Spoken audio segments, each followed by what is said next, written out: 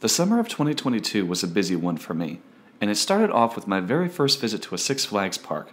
I paid a visit to Six Flags Great America in Gurnee, Illinois, and spent 2 days experiencing their impressive collection of coasters.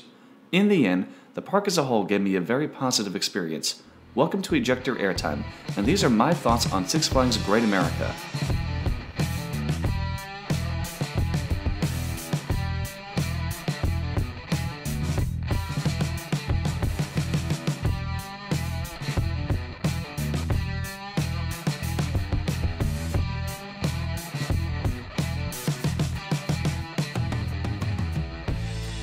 Before we get into it, make sure you take the time to like this video as that will really help against the YouTube algorithm, and don't forget to subscribe to the channel for future content.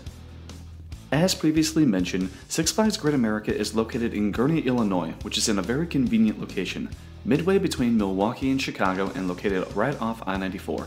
There are plenty of hotel options surrounding the park, and a number of standard stores such as Walmart and Target makes grabbing park essentials quick and easy.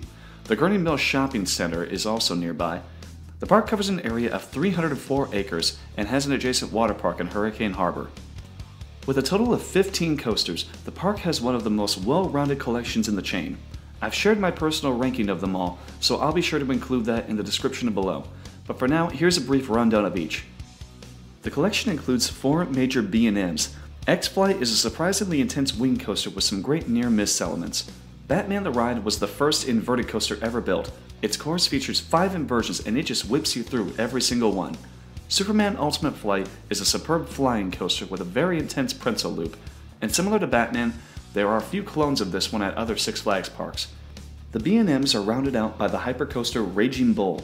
Unlike many other hypercoasters, Raging Bull has a twister layout rather than an out and back, yet it still has a number of great floater airtime moments, and the first drop is one of the best ever if experienced in the back row.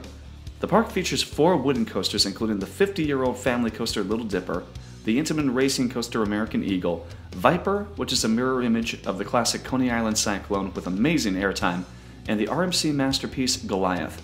While it may feature a rather short layout, it is jam-packed with overbanked turns, drawn-out inversions, and great ejector moments. The launch coasters include the Intamin Impulse Flash Vertical Velocity, and the S&S Air-launched Max Force, which features the fastest acceleration in America at 0 to 78 miles per hour in 1.8 seconds.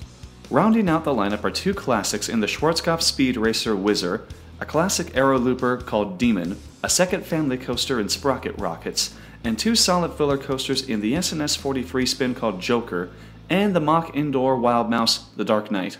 Needless to say, there are very few gaps in this park's lineup. Keeping with this trend, every single coaster has a place to stash your belongings on the ride platform, so there is no need to purchase lockers before riding. There are plenty of lockers scattered around the park, but not having to spend money on these always is a plus.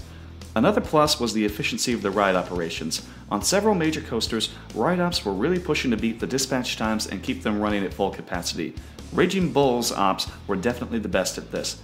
They were also very friendly and humorous. We especially enjoyed the way they would fake us out on vertical velocity. On the first 2 days of June which I visited, the only coaster where ops weren't as good was at Max Force, but this was only due to the fact that their second train was out for maintenance. Apart from this, everything else was running multiple trains and lines weren't too bad. Max Force and Superman had the longest waits throughout the day, but Superman turned into a station wait within the last half hour the park was open. Outside of the coaster collection, Great America also features a decent variety of flat rides. A 230-foot Intamin drop tower called Giant Drop, a Larson Superloop, a Condor, an observation tower, and of course the iconic double-decker carousel at the entrance, just to name a few. Other rides include the indoor shooting ride Justice League Battle for Metropolis, 4 water rides, and 2 different areas that feature rides and attractions for kids. Dining in the park consists of your standard park food, but consistent with Six Flags is nothing to get too excited about. They do have Johnny Rockets, which is a well-known burger place, but I just recommend eating outside of the park, as it will not only end up being cheaper, but there's a lot better options. The Gurnee area features a lot of standard food options, both fast food and sit-down. I highly recommend, though, that you visit Portillo's, which is just across the freeway next to the Gurnee Mill Shopping Mall. I talked about this place in my Minnesota trip blog. You can't find Portillo's in that many states, but it is all over the Chicago area. They are known for their Chicago-style hot dogs, burgers, Italian beef, and their iconic chocolate cake milkshake.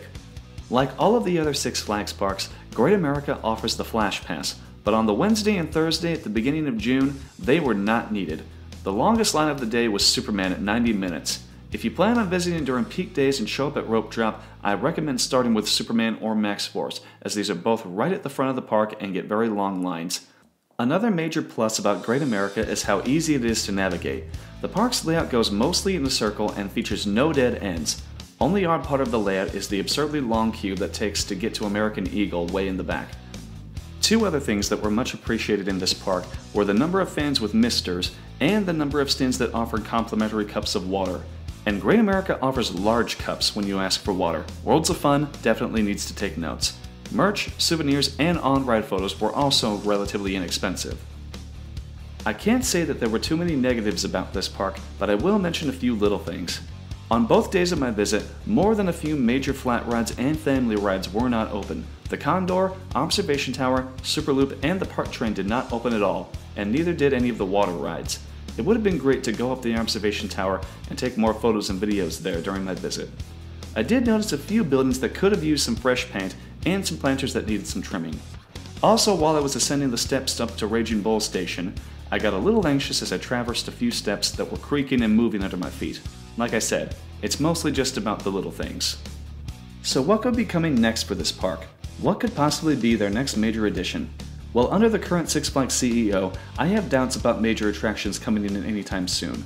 But if I had to take a guess, I feel like the next coaster would likely end up being an RMC single rail, something like Jersey Devil at Great Adventure or Wonder Woman at Magic Mountain. If they have the room for it, maybe Great America could end up getting a small dive coaster similar to the recently added Dr. Diabolical at Fiesta Texas. This would bump up their B&M collection another notch, especially if they wanted to go for a beyond vertical drop. Maybe a Monk Power Splash could also end up at this park. Great America could also use a few more thrilling flat rides. A Starflyer, an S&S Scream and Swing, or a Zamperla Giant Discovery would really round out the ride options in this park. Overall, this is an elite park in the Six Flags chain, and they left a very good first impression. That's going to do it for this park review. Let me know in the comments if you've been to Great America and what your thoughts are on this park. Thank you so much for watching, and don't forget to subscribe to the channel for more content in the future.